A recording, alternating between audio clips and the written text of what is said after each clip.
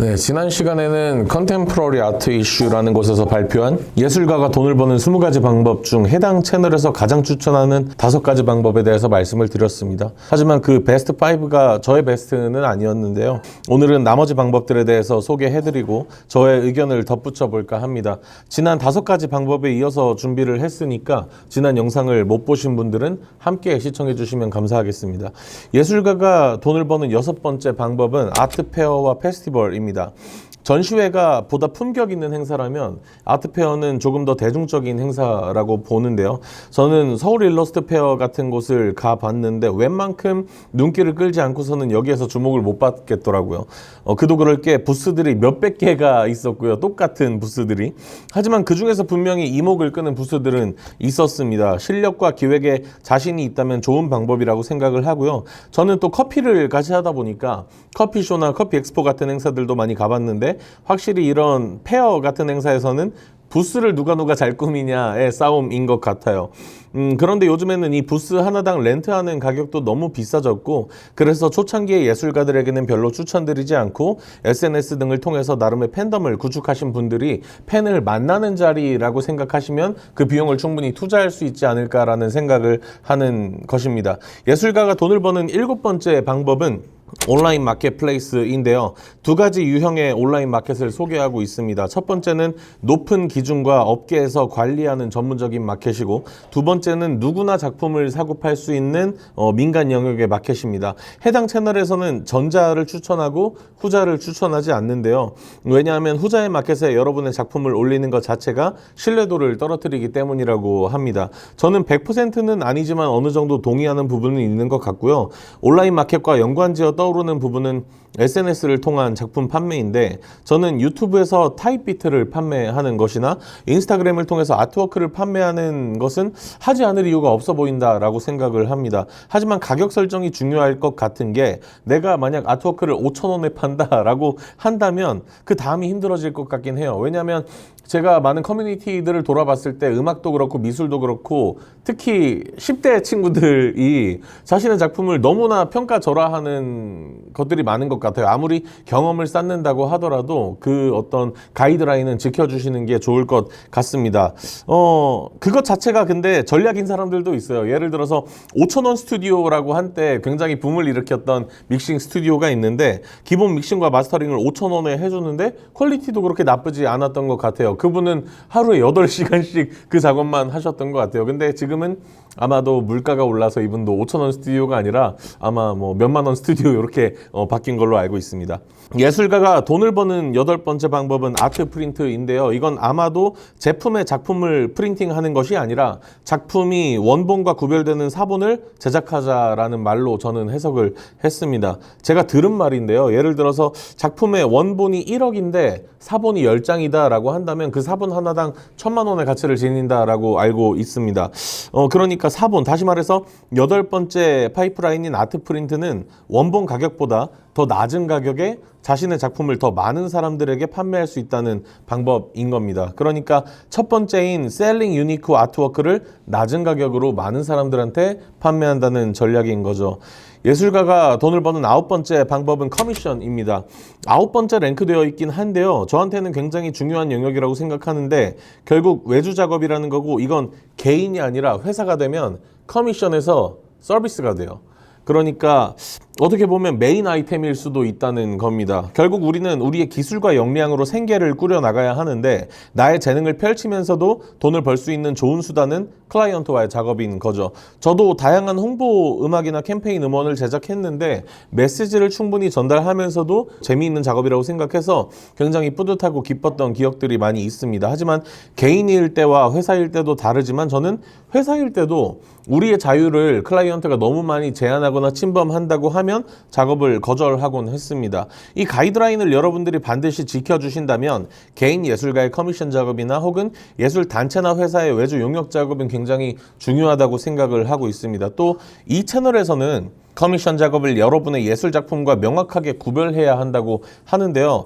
저는 반은 동의하고 반은 동의하지 않습니다. 왜냐하면 작업에 따라 다르겠지만 클라이언트가 여러분들한테 의뢰를 하는 이유가 분명히 있을 거예요. 그 이유를 우리는 만족을 시켜줘야 하는 입장입니다. 하지만 별다른 이유가 없이 여러분께 제안을 하거나 아니면 여러분의 특징이나 차별점을 무시하고 그냥 이것처럼 해주세요, 이거 베껴주세요, 이거 따라해주세요 라고 한다면 그 제안은 문제가 있어 보이죠. 하지만 당장 생계가 급하다면은 그것을 여러분의 작품과 분리시켜서 또 하나의 생업으로 대하는 것도 좋은 방법이라고 생각을 합니다.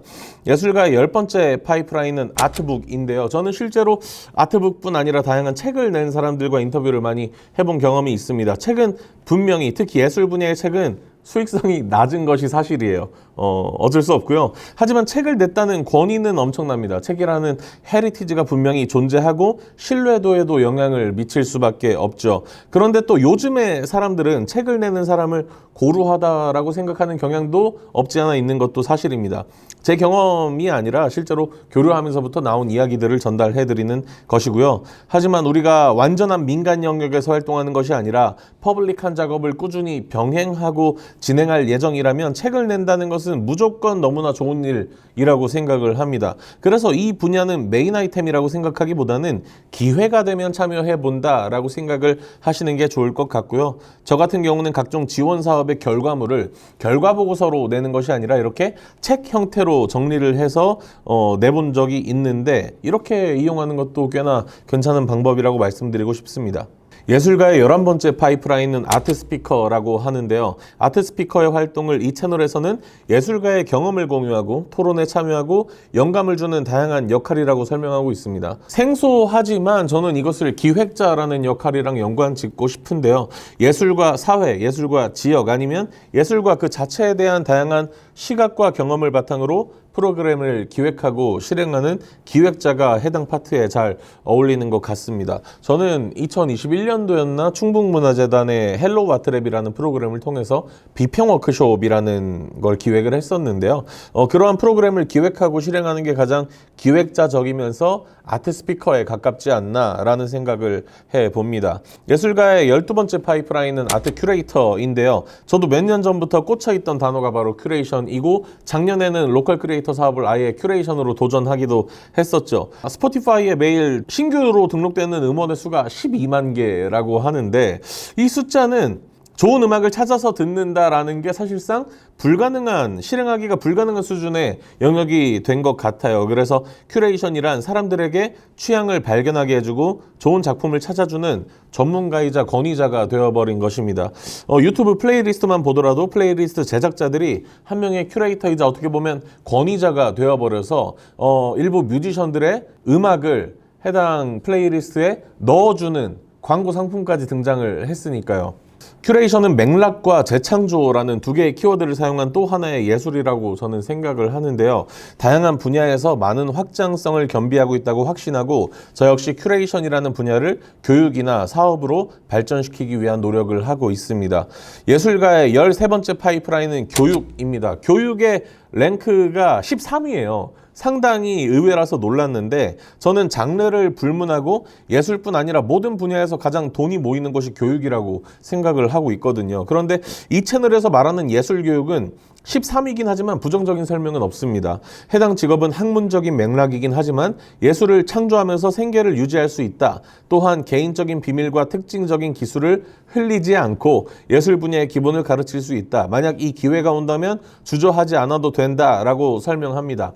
13위를 말씀드리고 있는데 18위와 함께 묶어서 설명드리고자 합니다. 18위는 오퍼링 온라인 아트 코스, 즉 온라인 강좌를 제공하는 것인데요. 총 20가지 방법 중 18위라는 것은 굉장히 부정적인 순위인데 해당 채널에서는 온라인 강좌를 이렇게 설명합니다. 온라인으로 여러분의 예술적 비밀과 기술을 판매하는 것은 예술적 진정성을 잃는 것이다. 그런데 이미 우리나라에서는 클래스 101이나 콜로소 같은 많은 분야에 우리가 알고 있는 수많은 아티스트들이 강의를 이미 열었죠. 이병헌 배우님도 열었고 기리보이나 팔로알토 같은 아티스트도 이미 강의가 있습니다. 아마 이 영상을 보는 분들 중에서도 이런 온라인 강의를 한 번도 안 보신 분들이 더 적을 것 같다라고 생각을 해요. 저는 이런 플랫폼이나 아니면 나의 채널을 만들어서라도 강의를 찍으라고 하고 싶고, 더더욱 나만이 알고 있는 예술적 기술이나 비밀을 풀으라고 말씀드리고 싶어요. 백종원 대표나 이현복 셰프 같은 대가들이 자신의 비밀을, 물론 전부 다 노출하지는 않겠지만 거리낌 없이 공개하는 것은 다 이유가 있을 거라고 생각을 하고 있습니다. 예술가의 14번째 파이프라인은 패트리온 같은 구독 서비스인데요. 이 채널에서는 추천하지 않지만 다른 채널에서는 또 추천하는 방법이라고 소개가 되기도 합니다. 저는 패트리온 같은 구독 서비스에 대해서 긍정이나 부정의 생각을 가지고 있지는 않지만, 예술가에게 월 구독 서비스가 어떻게 활용되고 받아들여질 수 있는지에 대한 생각은 하고 있습니다. 예전에 음악평론가 차우진 님이 한 말이 있는데, 요즘 시대는 찐팬 10,000명만 모으면 살아남을 수 있다. 만약 찐팬 10,000명을 모으고 그 10,000명이 여러분에게 1년에 10,000원씩만 지불한다고 생각을 해보자고요. 1년에 10,000원이라는 돈은 사실 그렇게 큰 돈이 아닌 것 같아요. 제가 좋아하는 아티스트, 제가 좋아하는 사람에게 1년에 10,000원 정도 기꺼이 투자할 수 있다고 생각을 하는데, 1년에 10,000원씩 10,000명에게 들어오면 이 사람의 연봉은 1억이 됩니다. 그런데 월구독 서비스는 이렇게 생각할 수 있어요. 만약에 찐팬이 10,000명이 아니라 1,000명만 된다고 해보자. 그리고 1,000명이 각각 월 10,000원씩 결제를 한다고 쳐보자. 그러면 이 사람의 연봉은 1.2억이 됩니다. 그러니까 한 달에 10,000원씩 제공할 수 있는 내가 콘텐츠나 어떤 작품들을 제공해 준다면, 만약에 1,000명이라는 사람이, 어떻게 보면 적은 숫자고 어떻게 보면 많은 숫자지만 1,000명이라는 사람이 월 10,000원씩만 내게 줄 수 있다면 나는 연봉 1억 2천의 예술가가 되는 거죠. 예술가의 15번째 파이프라인은 크라우드 펀딩인데요. 다른 분야는 잘 모르겠지만 이미 많은 뮤지션들이 펀딩을 통해서 앨범을 내기도 했었죠. 크라우드 펀딩은 아티스트로 하여금 팬들과의 긴밀한 소통 그리고 관계를 강화시키는 역할을 하게 해줍니다. 다만 이 채널에서는 크라우드 펀딩의 롱텀 점수, 그러니까 장기적인 관점에서의 점수를 빵점을 줬는데요. 제가 해당 영상을 처음 접할 수 있게 해준 에이프릴 리라는 분은 팬들의 지지를 받는다는 점에서 크라우드 펀딩의 롱텀 점수는 높게 주는 것이 맞지 않냐라는 의견을 게시하기도 했습니다. 16번째 파이프라인은 유튜브, 그리고 17번째 파이프라인은 블로그라고 작성이 되어 있는데요.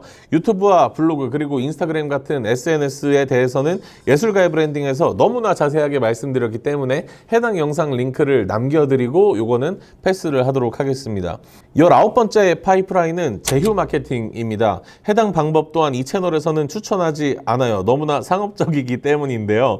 예술가로서의 신뢰가 무너진다고도 경고하고 있습니다. 하지만 아무 광고나 받으면 그럴 수 있겠지만, 나의 이미지와 잘 어울리고 나의 팔로워들에게 충분한 혜택을 준다면 그 광고를 받지 않을 이유는 없어 보입니다. 예를 들어서 어떤 회사가 어글리밤의 팔로워들에게 음향 장비 혹은 전시회 티켓, 콘서트 티켓을 파격적인 가격에 제공한다라고 하면은 저는 그것을 거절할 이유가 없죠. 왜냐하면 저를 또 지지해주는 팔로워 분들에게 혜택을 전달하는 것이기도 하니까요. 제 경제적인 이익은 덤이고요.